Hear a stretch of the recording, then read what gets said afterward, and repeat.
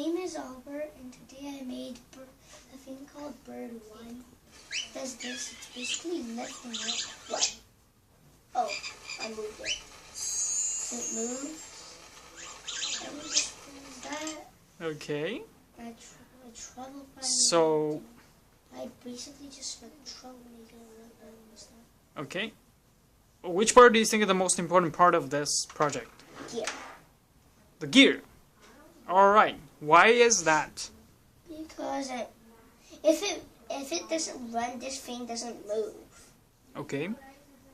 Alright. Unless if this doesn't run, you have to push it and stuff to make it do that. Excellent. Okay, Albert, good job, and I'll see you next week. See you next week.